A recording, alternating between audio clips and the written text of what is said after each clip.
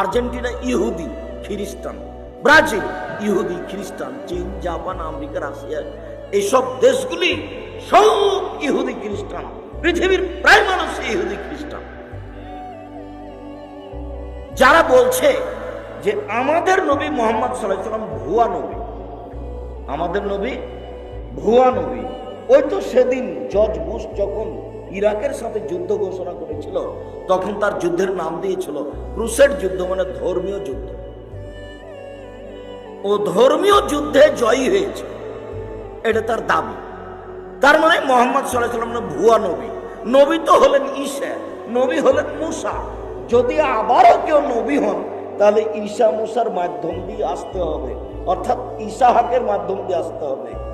ইব্রাহিমের ছেলে হলেন ইসাহাক, ইসাহাকের ছেলে হলেন ইয়াকুব, ইয়াকুবের ছেলে হলেন ইউসুফ। এখন ইসবের ধারাবাহিকতায় আছেন সুলাইমান, দাউদ, ঈসা, মুসা। তাহলে মোহাম্মদকে এই সালে ধারাবাহিকতা আসতে হবে। হঠাৎ করে ইসমাইলের ছেলে মোহাম্মদ, এ আবার কে? তারা এখনো মানেনি, কিয়ামত পর্যন্ত কোনোদিন মানবে না। আর্জেন্টিনা ইহুদি খ্রিস্টান, ব্রাজিল ইহুদি খ্রিস্টান, চীন, জাপান, আমেরিকা, রাশিয়া, এইসব দেশগুলি সব ইহুদি খ্রিস্টান। পৃথিবীর প্রায় মানুষ ইহুদি খ্রিস্টান।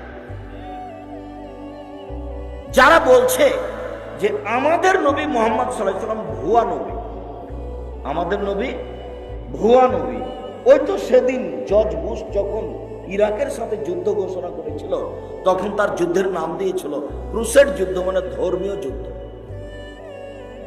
ও ধর্মীয় যুদ্ধে জয়ী হয়েছে, এটা তার দাবি। তার মানে মুহাম্মদ সাল্লাল্লাহু আলাইহি ওয়াসাল্লাম ভুয়া নবী। নবী তো হলেন ঈসা, নবী হলেন মুসা। যদি আবারও কেউ নবী হন তাহলে ঈসা মুসার মাধ্যম দিয়ে আসতে হবে, অর্থাৎ ইসাহাকের মাধ্যম দিয়ে আসতে হবে। ইব্রাহিমের ছেলে হলেন ইসাহাক, ইসাহাকের ছেলে হলেন ইয়াকুব, ইয়াকুবের ছেলে হলেন ইউসুফ। এখন ইসবের ধারাবাহিকতায় আছেন সুলাইমান, দাউদ, ঈসা, মুসা। তাহলে মোহাম্মদকে এই সালে ধারাবাহিকতা আসতে হবে। হঠাৎ করে ইসমাইলের ছেলে মোহাম্মদ, এ আবার কে? তারা এখনো মানেনি, কিয়ামত পর্যন্ত কোনোদিন মানবে না।